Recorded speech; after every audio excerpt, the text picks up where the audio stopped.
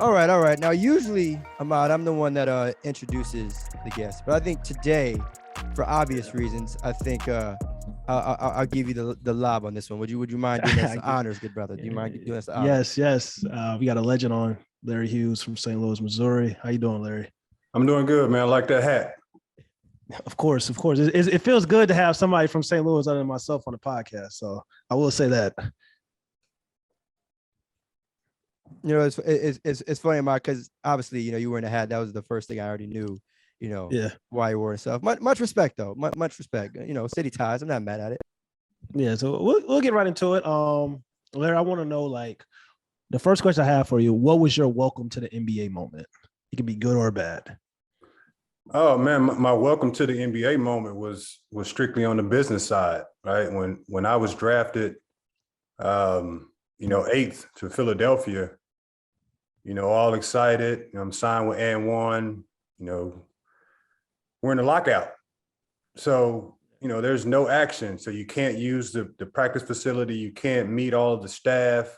So that was like my first introduction to the NBA. It's like, well, the business comes first, and then the basketball and the performance comes after that. So that was my very first experience, within the NBA. Would you say that was like would you say like that was like a tough reality? Like, how was that transition? Right, you mentioned it being a business. You know, you're more than just an athlete, but like, what was that actual difference like for you? Well, I think it happened quick for me. From high school. Obviously I was there for 4 years, but then I went to college, and I was only there for a few months. And then once you get drafted, you're pretty much like, all right, you're in a grown man's business. Like, this is the big world. So then you got to figure it out. So if the practice facility is not open, you got to find out places to work out. You still got to stay in shape, right? You still have to do things that are preparing you for the NBA season without, all of the advantages of using the facility. So for me, it was like, okay, how do I navigate, being fresh out of school, nobody to really call home to say, hey, I need this, I need that. It's just really like being a man on my own, knowing that we don't have a season just yet, but you still have to be prepared. So that was definitely a learning experience. How do you feel like that affected your rookie season in the NBA? It was thrown together. Like, it was really quick. We played 50 games. Obviously, coming 1 year out of college, there was a lot of development that I still needed to do, on the court and off the court, continue to work on my game. So it hurt a little bit, but at the same time, everyone went through it. And I think we came out better, from going through that experience. And you mentioned, obviously the college and the transition. What are your thoughts on like the preps to pro kind of business, right? Do you feel like high schoolers should have the opportunity now, to go straight to the league from high school, or do you think they should have 1 year of college experience underneath their belt? Well, I think any situation you have to manage what the expectations are. There's very few, guys that'll come out of prep or high school that are completely ready to be an impact on an NBA team. There's very few of those guys. So you have to understand what the expectation is, right? If you're a young guy, going to bypass all of those other amateur status, are you really ready? Because, once you jump into that field, like I said, there's grown men trying to feed their family. So you have to be aware of, you may not get that quick opportunity that you thought, right? I mean, there's the G League now, there's these other situations now, there's two-way deals now, things of that nature. So there's a lot to understand. But again, I think just managing your expectations. And if you feel like you can go for it, like, I'll never tell a kid, don't think that you can reach your dreams. What do you feel like is the biggest difference with young players growing up? I know you have a camp out in St. Louis, elite basketball camp. What do you feel like is the difference with these guys coming up with all the NIL deals and the social media and stuff compared to like when you played when you were coming up, going from high school and then eventually to college and then into the pros? Well, I think, when I was coming up, you had to see everything in real life. Like, there's no social media, there's no virtual action, there's no way to dial in to see what, these guys are doing, in New York or California. Like, you actually had to be in a gym. So when I was coming up, I just wanted to make sure that I was in every gym that, the top player was supposed to be in, or, where it was too thick for me to be, that's where I wanted to be at. So for these guys that are coming up, I mean, the world is smaller for them. They have access to a lot more skill development, so that pushes the game forward as well. So I think it's just a difference. And I'm a guy that loves, evolution and wants to see the game evolve. So I think that that's just what these young guys are doing, is they're just taking the game to the next level. Now, How Larry, you would you played in the. describe, what does it mean to be NBA ready? Go ahead, man. NBA ready is mind, body, and soul. Really, it's not just about the physical piece. A lot of the guys that make it to the league can run, jump, run fast, but it is about the mental approach and how you feed your mind and feed your body about the task that's at hand. Right, every day is not going to be a great day. Every game won't be a great game. So I think it has a lot to do with the mentality of the person. Fighting through adversity. The physical part is the physical part. You can't compete if you don't have the physical tools. But the advantage and I think for the people that have it is using their mental to push through, and reach different levels. Now, Larry, you talked about evolution. You played in, to me, probably the hardest era to score, the 2000s era. What do you think is the biggest difference between that era you played in and the game today? I just think it's just everybody's in the paint. Like, if you watch the highlights or just watch games, I mean, if you're on the wing getting ready to drive the basketball, there's probably 7 people in the paint, including your teammates.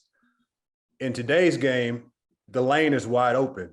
So, I was a guy that had a really good first step, but when I used my first step, there's like 3 other guys, at the rim. So that's when we created a lot of the mid-range jump shots. But now in today's game, I mean, the paint is so wide open. Guys are so skilled. I mean, I'm looking at today's game. If I can use my first step, there's nobody at the rim in most situations. And even that too, you mentioned the whole mid-range and that, still being a part of the game.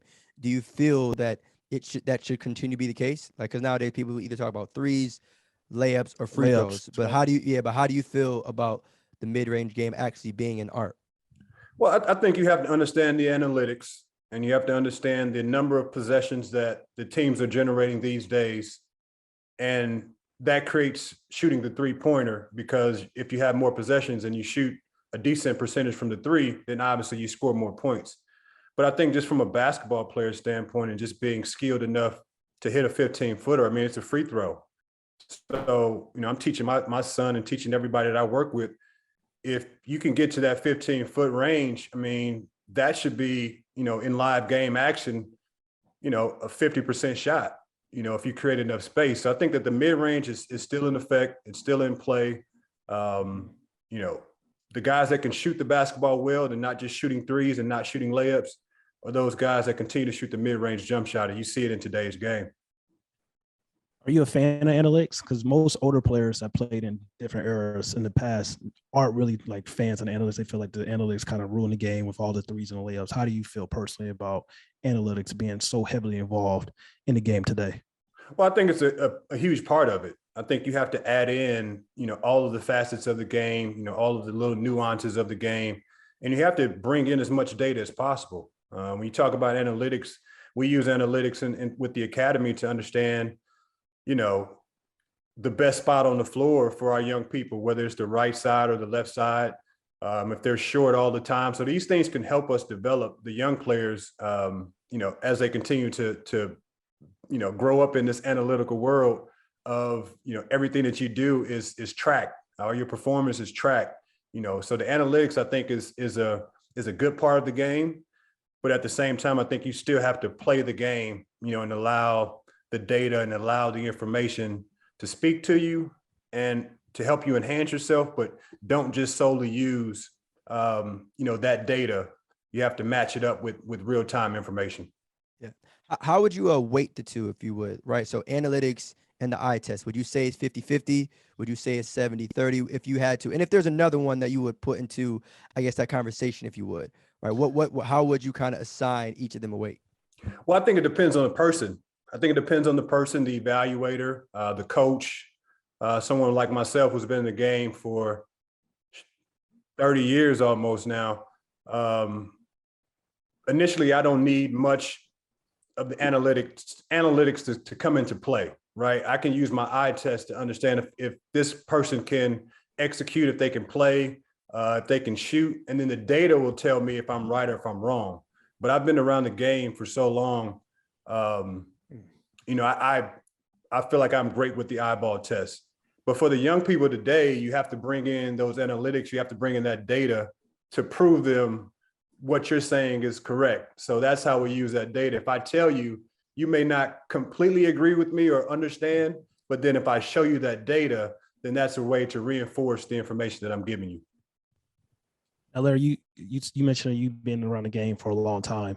You had a unique opportunity to play with Michael Jordan this last season, also LeBron James. I want to know, like, what's the difference between playing with those two players? Oh, well, both of those guys are great. Both of those guys are great. Basically ran their era of basketball. For me, you know, obviously the question's probably coming, but I get the question all the time: is MJ is my greatest of all time, you know, so to speak. Guy I grew up watching, and you know, not so much of one to be like, but just having an understanding of how great he actually was. But then when you couple the fact of playing with Bron when he's, you know, 18, 19 years old, and obviously where he's gone, you know, today, you can see the greatness. You can see the attention to detail.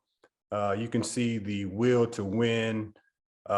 They just did it in different ways. The communication factor, how Bron communicates with his teammates is different than how MJ communicates with his teammates. But again, Bron has, I think, 4 titles. MJ has 6. You know, and the teammates that I know who've played with Bron only have, you know, good things to say about, you know, the type of person that he is, the type of player that he is, him wanting the best for his teammates. And that's the same with MJ. You know, I mean, with MJ when he was 40, you know, we were playing cards on the plane. We were, you know, going out to dinner, just picking his brain about how he communicates with the media.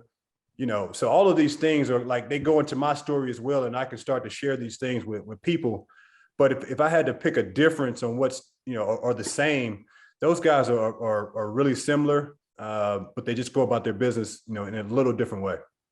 How important would you say longevity is when it comes to playing in the league, right? Because we talk so often about talent, of course, but I think staying in the league and you know, mention, you know, all the guys that we have is something that should be given its proper credit. So how important do you think that is in terms of these types of conversations?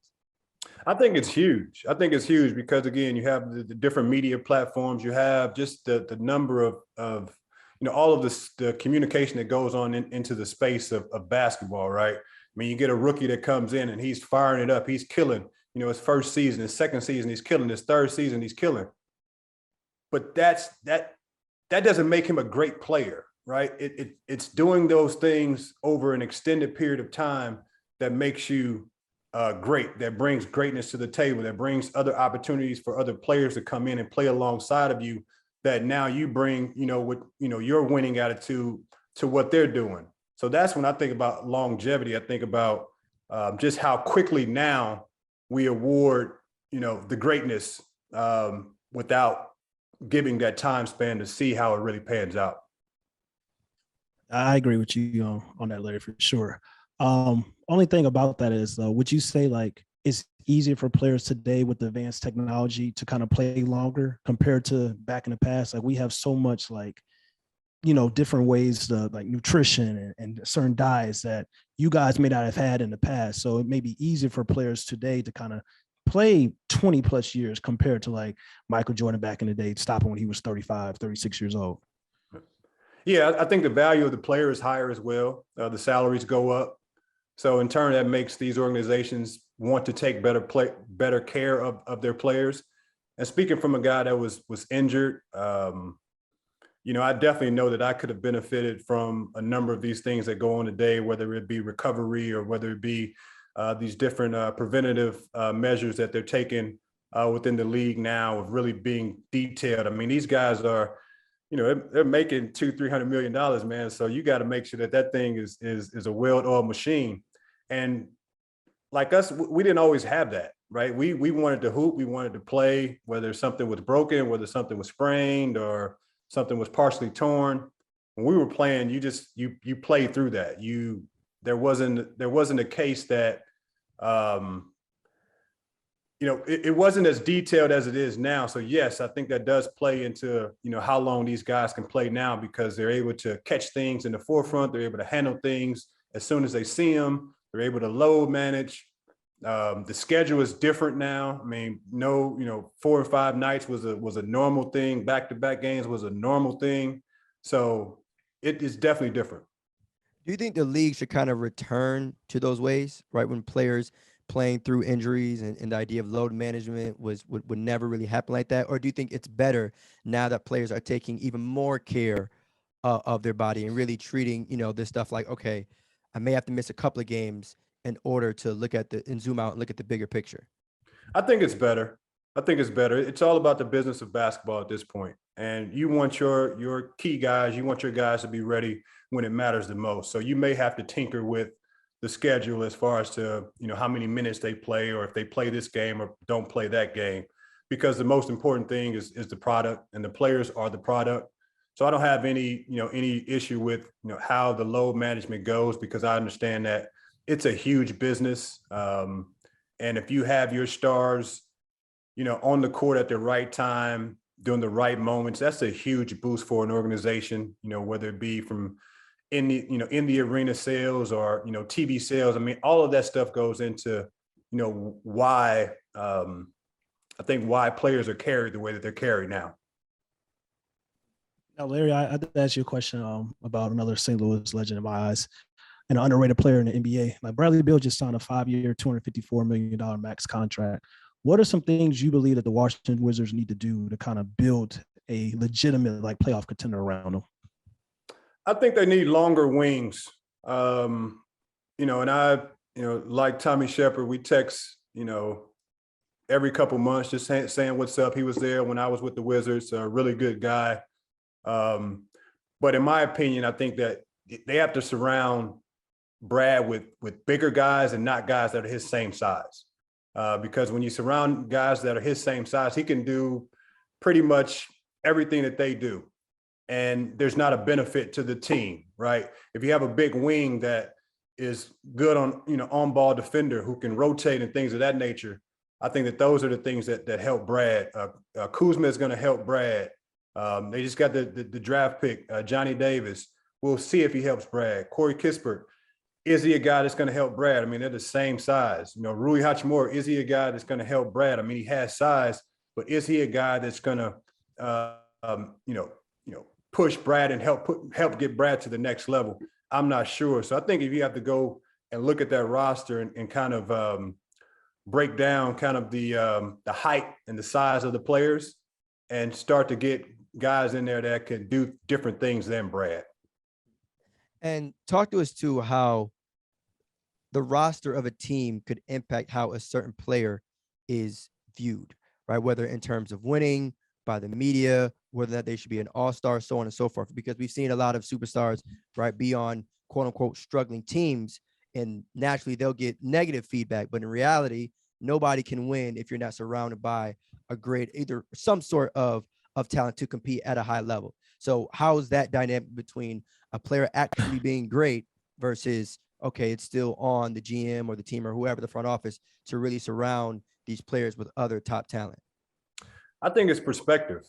I really think it's perspective. If you look at situations where you have these guys that are really good, and then they're now, on the top of the list in the scoring race. So they'll get accolades because they're in the top of the list for the scoring race, and they may get a little flack because their team is not winning. So I think it's just really about, perspective and how you look at it. Your teammates are very important, right? I mean, none of these guys are doing it, by themselves. So how you surround, how the organization surrounds players is very important. And if you think about like the Washington situation, I think Brad gets his flowers. I mean, obviously, we want to see Brad win. He was an all-star. The team hasn't, really made any real noise, but he just got 300. So it's like somebody is valuing, what he's bringing to the table. And I think that's why I say it's just perspective. I agree, but also I kind of disagree, because when you look at that, Brad just got $251 million, but at the same time, course, he's a star player, but like you can't really look at Bradley Beal and be like, well, your team is losing and Bradley's going out dropping 50 every night. You know, if your No. front office is not really building a complete team around him. Yeah, but you have to be mindful of what, you know, the entire situation. Because if you have one guy that's performing at a real high level of scoring 50, how is he supporting those other teammates? Is he trying to win the game by scoring all the points? Or is he trying to win the game by, you know, bringing the others with them? So I think that's a balance in itself, is that if a good player is producing and the other guys aren't producing at a level that you feel is going to promote winning, what is that star player doing? Because it's not just based on how many points he scores. Is he playing any defense? Is he moving the ball? Is he sacrificing a play for himself or the other guy? So I think that when we watch these certain players, I look at the totality of what, you know, how the game is played. Yeah, he shot the ball there. Could he have taken 2 dribbles and moved it to a guy that hasn't gotten any, you know, attempts, and now he's rolling, or now he's involved in the game? But do you feel like there's some situations, and this is, you know, even bigger than Brad here, but do you feel like there's some situations where players feel like they have to go out and score 50? It's not even just like a target. It's more of like, okay, if I don't try and reach a certain number, we may not even come close to it. So do you feel like sometimes there's pressure on them to literally have to do that? I don't think there should be. I don't think there should be, because I was always taught if you take enough shots, you'll score enough points. So if the idea is to win the game, then again, you have to strategize on how to win the game. Or, you know, from a broad perspective, are you going to eliminate, or are you going to try to eliminate some of your possessions so you don't allow them to get the basketball back? You know, so what is the strategy that's going to go inside of that game so we're not asking that guy to score 40? Scoring 40 in the NBA is not easy, and it's going to take a toll on that player, and it's going to take a toll on his teammates as well. So I think that there's just a balance on how to get your job done while also having, that star on your back as to, what you're expected to do. When this like accountability comes from like the front office of not placing the right guys around this particular player. I look at Devin Booker, for instance, for years. If you watch basketball, you know the game, like everybody knew how cold Devin Booker was, but people were talking about, is he, guys in the media, of course, like, these figureheads, like, is he really good at basketball? Like, he's putting up empty stats, even with Bradley Beal to a certain degree. But when you're averaging 25, 5, and 5, for 3-4 years, it's kind of like you're kind of doing everything you can to like help that team succeed. So when does it goes from like the player to like the ownership to the front office? So like, you guys are letting you're letting Devin Booker take all this responsibility, but at the end of the day, it's just like you haven't really prepared or placed the right talent around them. My opinion, it should always go into the front office. Players are going to do what they're going to do. Players are going to score. Players are going to play hard. But it's up to the front office to make sure that you're surrounded these guys with great talent. And it's not, a lot of times, it's not always about the name. Like we get enamored about, this guy's a free agent because he has this name. Well, there's a lot of players, man, that are playing this game now that can really play the game of basketball that they don't have the quote unquote name. So if you're the GM and you're looking at a Devin Booker, you have to find out what players are going to, again, like I said, about what players are going to make Devin better, right? All of these point guards that they've drafted and brought in, those players didn't make Devin better because he just took the ball away from him, and then it was still his show. So you bring in a Chris Paul, where now you have someone that's going to complement Devin in a way that is not about, he's going to score, 30, but he's now going to take that pressure off of Devin as far as handling the ball, facilitating, and allow Devin to do exactly what he does best. So I think it's always on, the general manager, in the front office. That's their job. The player's job is to go out there and play.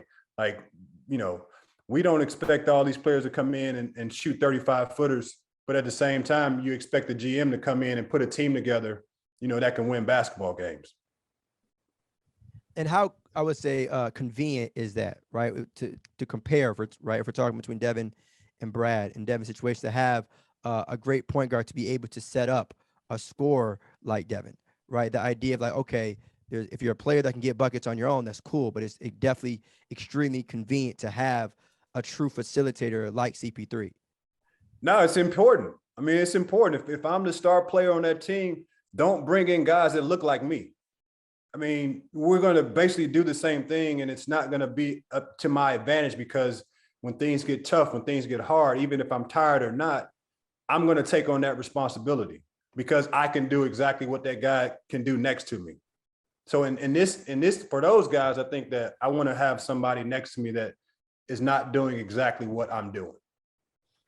Even with Brad, like we saw when he had Russell Westbrook next to his side, like they went to the playoffs. So sometimes it's just as simple as like getting a guy that can like take some of the responsibility off of that star player. That's a great example, because once they figured it out, Russ was the downhill guy. Yeah. Brad was the spacer guy.